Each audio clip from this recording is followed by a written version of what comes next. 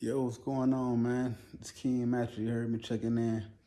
I want to have a little story time with you guys. You know what I'm saying? Let y'all know what I've been going through for the past couple of months and stuff like that. You know what I mean? Um, I want to start off by saying RIP to my pops. You know what I'm saying? That's my twin. I didn't ever think that I'd lose my dad. I don't know what I would think. I be thinking sometimes dad live forever. I hear a lot of people lose their dad, but I never experienced it. So now I'm going through the emotion of the experience of me losing my pops, you know what I'm saying? My twin. But what I want to say is, man, if you have a pops and you are a pops, you a father, man, spend some bonding time with your kids, man. Let them know where you're from. Let them know all the important details. Because a lot of these things we joke about, we don't get a chance to talk about. We laugh and go on about our day and do all this other stuff without even having any conversation with our kids. Man, my pops, man, I grew up around my pops. I was always able to see my pops anytime I wanted to. You know what I'm saying? Um, we never, but one thing we never did, we never sat at the table and had a conversation. We never sat at a table and ate. You know what I'm saying? We never got in a car and rode around and stuff like that. Not that I remember. My oldest son is 8 years old, 8, 9 years old. And the first ride that I can remember is picking my pops up to taking my dad and my brother to go to my son go to my baby shower for my oldest son. That was like 8 years ago, 8, 9 years ago. But other than that, I don't really remember riding in the car, sliding and riding with my dad and nothing like that. You know what I'm saying? But every time I go over my grandma's house, he was always there. I always see my pops, you know what I'm saying? And stuff like that. So um, I said all that to say this, man. Spend some time with your kids, man, or spend time with your pops, man. Ask the important questions of where they from, and you know what I'm saying, and did they go to college, and you know stuff like that, man. Cause I didn't know a lot about my dad until my dad started going to the hospital. I ain't know nothing. I thought I knew a lot about my dad, but when your dad passed away, or when your dad in the hospital and you gotta answer all these questions to the doctor and stuff like that, or when your dad do pass away, you gotta write a program about his past, where he was from, where he grew up at, his first, middle, last name, his date of birth, all the different type of things. These are the things you got to know to do the program for funerals or anything else. So without the help of, a few of my family members, man, I'd be lost. I ain't gonna even lie to you. I'd be so lost about, doing any of this. Me personally, I went to a lot of funerals, but being hands-on with my pops is something that I never thought I'd experience. It's something that I don't know. I can't even tell you about a program. I thought a program was already made or something. I don't know. But yeah, let me rewind a little bit though. Um, but yeah, I grew up around my pops. I never knew where my dad was from. Again, I see my dad every day, all the different type of stuff. I didn't know where my dad was from. You know what I'm saying? I didn't even know my dad went to college for a little bit. I didn't know that. I didn't know that my dad was married. I found out my dad was married like maybe 8 years ago. Man, I'm 30. I'm 38 years old. So that means I didn't find out my dad was married till I was like 30. You get what I'm saying? Um, what else I didn't know? Um, I didn't know my dad like favorite meals. Um, Man, it's a lot that I didn't know about my dad, man. It's a lot that I didn't know about my dad. Again, I didn't know my dad other side of his family. I didn't know his dad's side of the family. When my dad started going to the hospital, I started reaching out to different family members on the other side, and I was getting to know a lot of them. A lot of my family members on my dad's side. And it's crazy because a lot of them stay around the area that I'm from. Like I never knew who they was, and I would have never known until I was like, man, I want to get to know some of my dad people on his other side, man, because I don't know. You don't know if I could have went to school and dated my cousin, dated some of my family members. You never know. That's why it's important to have family reunions and important to have these conversations with your parents. Um, but yeah, I didn't get a chance. I never sat at the table and had a meal or went to a restaurant with my dad. I never. I've been in business for like what 12 years. I never took my dad on delivery with me. I never I never even had, like I said, like I said before, I never rode around the hood or rode around the city with my dad. I never did a road trip. I never went to the movies with my dad. You know what I'm saying? My dad loved basketball, but I can't.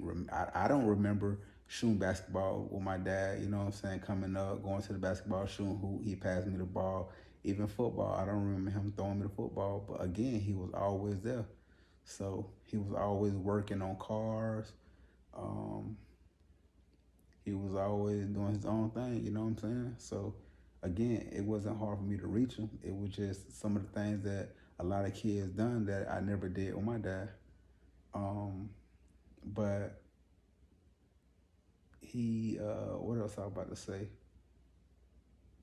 But that's my dude though. Like that's my dude. Like me and my dad bond like this.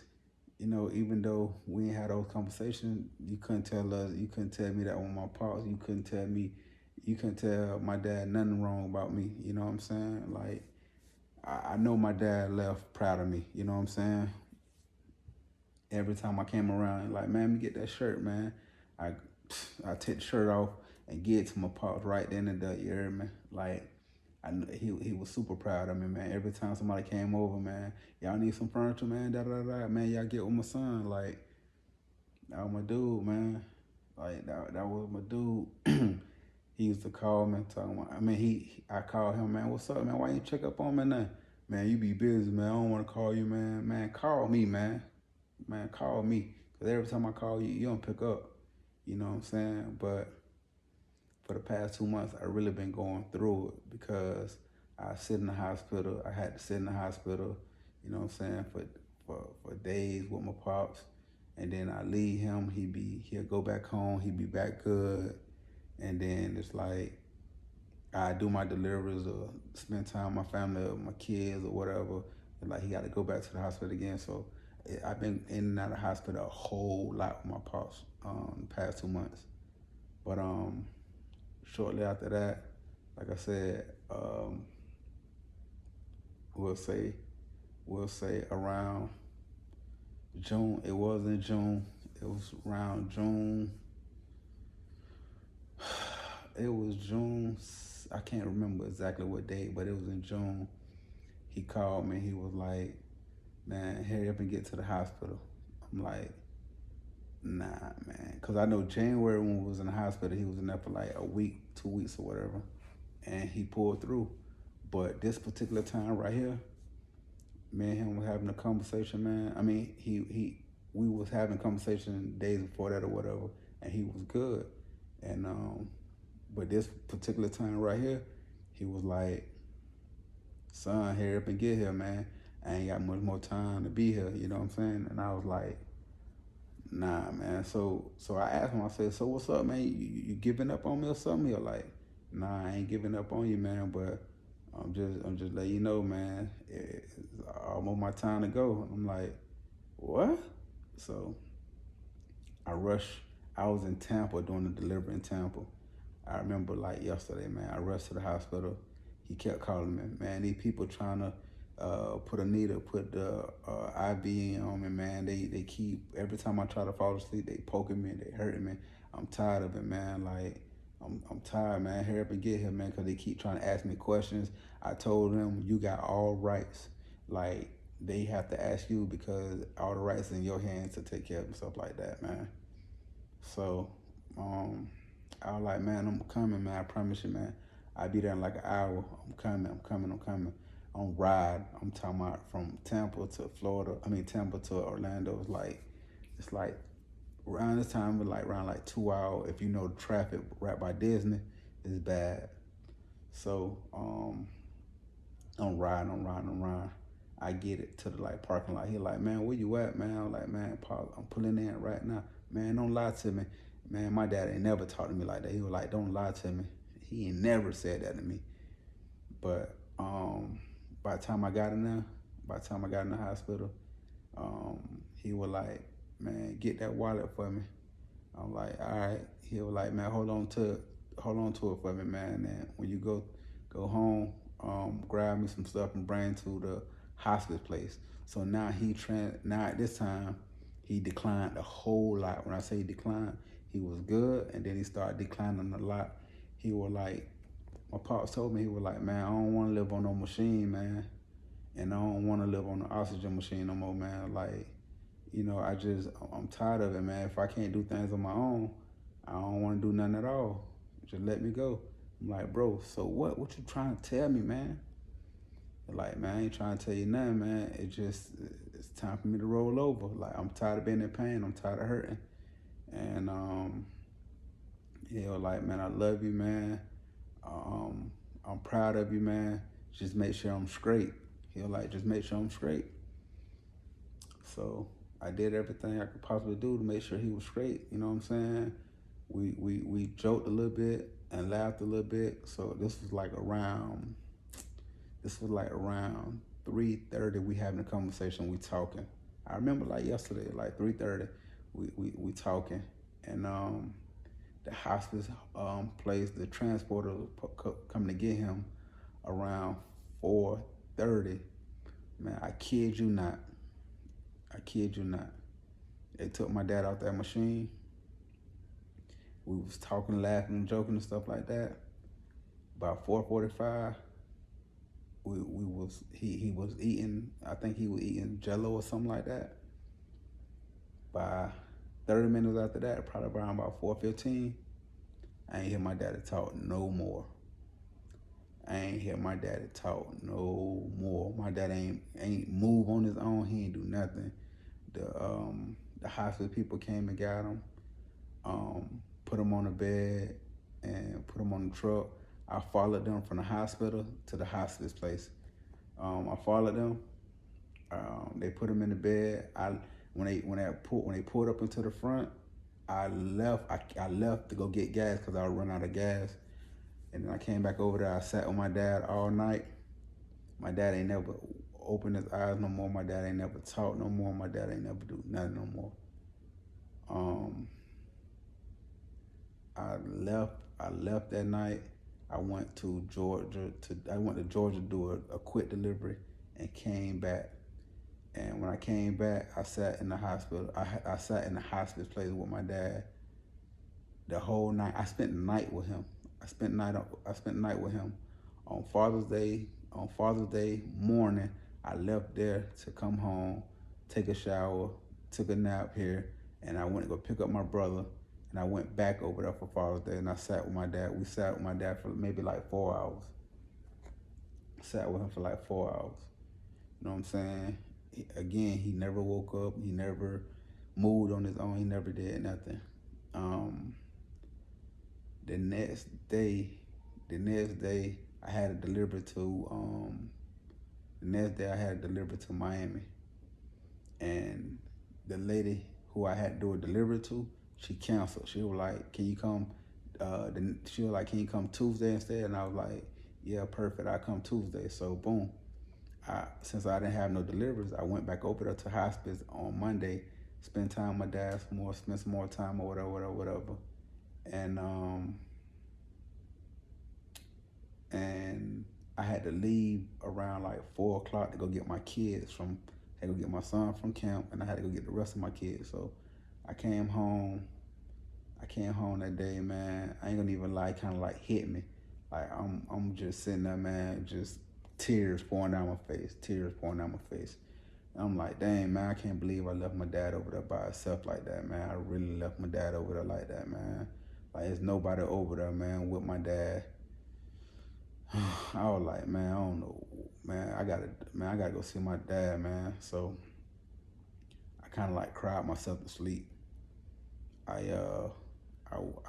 go to sleep. I hear my doorbell camera. I hear the doorbell going off at 3 o'clock in the morning, and this lady kept tugging on my door. So I'm like, what's going on? And then I notice I'm looking at my camera on one thing, and then I'm looking at the other phone, and I see missed calls from the hospice place. So I automatically knew my dad passed. I automatically, I automatically knew my dad passed away. When I seen that missed call from the hospital, I'm like, there's no way these people gonna call me at 3:30 in the morning. Like I knew something was wrong.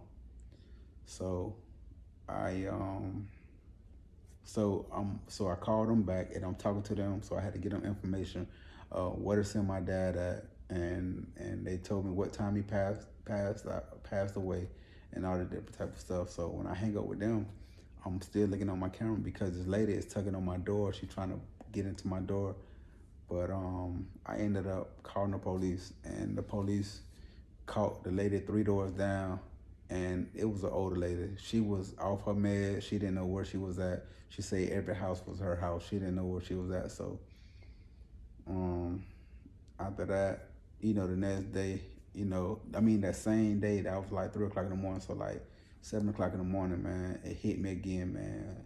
Like, damn, man, I lost my daddy, man, crying, crying, crying. So my kids kept asking me like, "Daddy, you okay?" And I had to explain to them what happened and stuff like that. So, so the day he passed, I gave all the information to the people that was needed the information. I made my calls to my family members and stuff like that. And I went and did a delivery. That delivery that I said I'm gonna do in Miami, I went ahead and did it. It kind of like helped me out in the situation. Um, Shortly after that, um, I ended up doing a delivery and coming back and handling business with my with the funeral stuff and stuff like that. So yo, I'm back. I'm sorry, man. My phone went dead, man. But yeah, man. What I was saying was I had to handle all. I handled everything that I was supposed to handle, man. With the funeral home, with my family. You know what I'm saying? I'm thankful for the family members that I do have that helped me out throughout the situation. Um, I'm thankful for, a few family members that grew up with my dad, that knew the information that I needed to handle the paperwork and stuff like that. Um, but my dad just told me make sure he's straight. I did that. Man, my dad looked damn good, man. I ain't gonna even lie, man. The funeral was nice. He looked real good in the casket, man. Like my dad looked damn good. I ain't gonna even lie to you, man. So I know he overly proud. You know what I'm saying? Um, he looked better. I ain't even lie. He looked, man. My dad looked real good. Um, you know, but for some, I don't know. I think the last conversation that me and my dad had, he was like, "Man, make sure I'm straight. I'm good, man. I put everything in your hands because I knew you could handle all this stuff." You know what I'm saying? And just going over the little things that we did talk about, I think that would really help me get through the situation a lot better. A lot of people thought I'd be crashing out. I would be, not able to eat, stressed out, can't do nothing, no work, no nothing. But I've been able to function ever since. And I think the last conversation we had, is what really helped me out throughout these situations.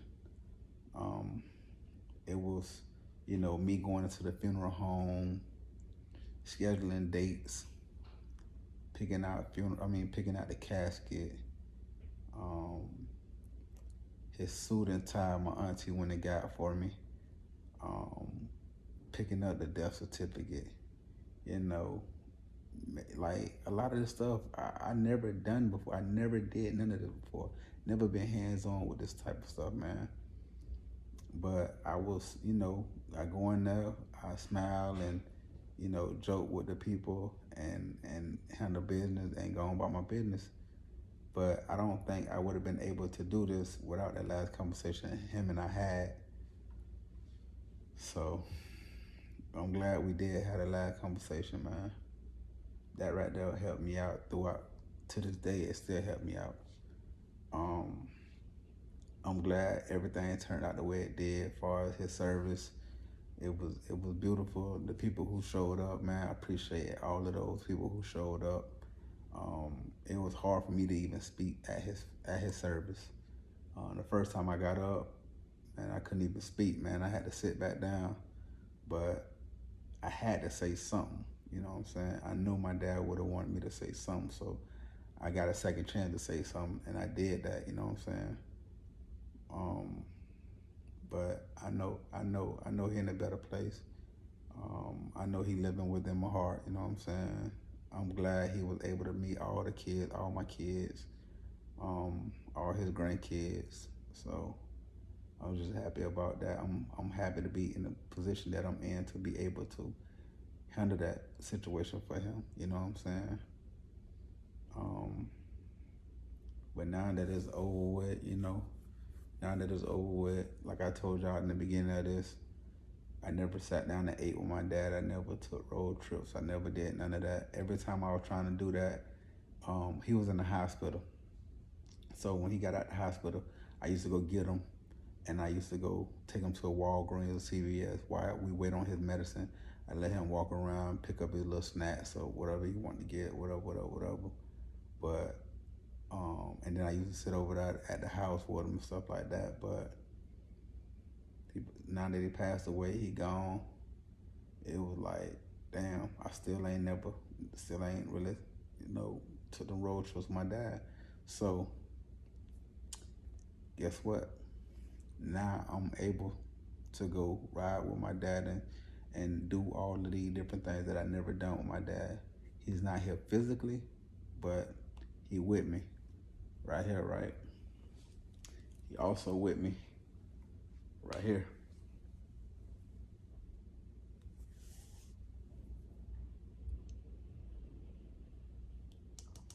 So I got my dad ashes in here.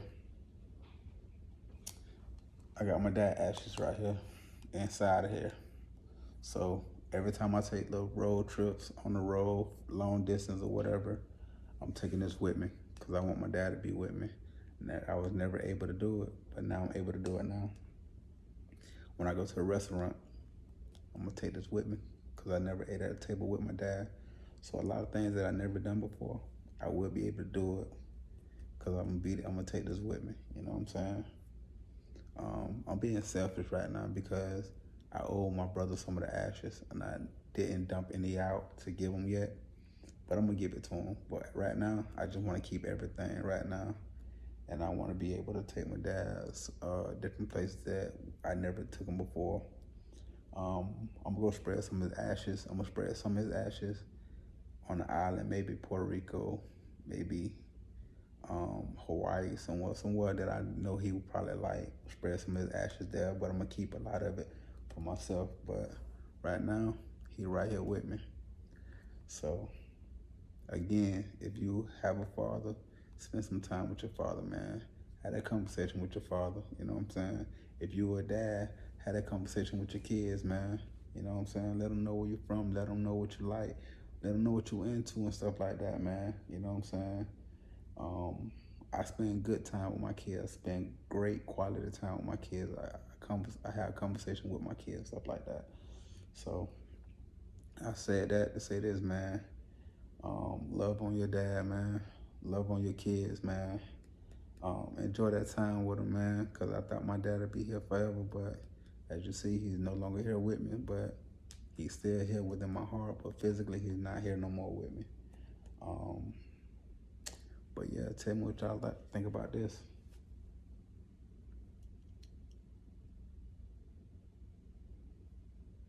Yeah. So everywhere I go, he gonna go with me. You know what I'm saying? So we're gonna go to restaurants together. Like I said, I just took him on a road trip to Minnesota with me. I did a little vlogging with that, so y'all gonna see this probably before this or after this. But yeah, I took him on a road with me. So everywhere I go on the road with me, I'm gonna take him with me. He never seen me work before. I've been in business for like 12 years, like I said. He never been on a delivery with me. He never seen any of that. All he did was heard about it.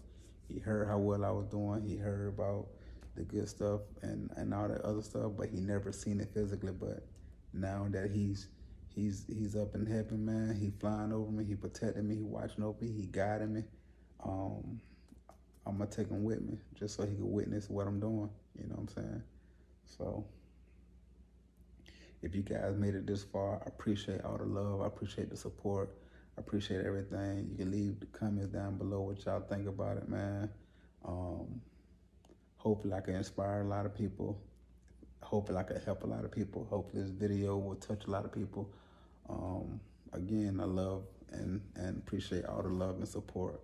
You know what I mean? King.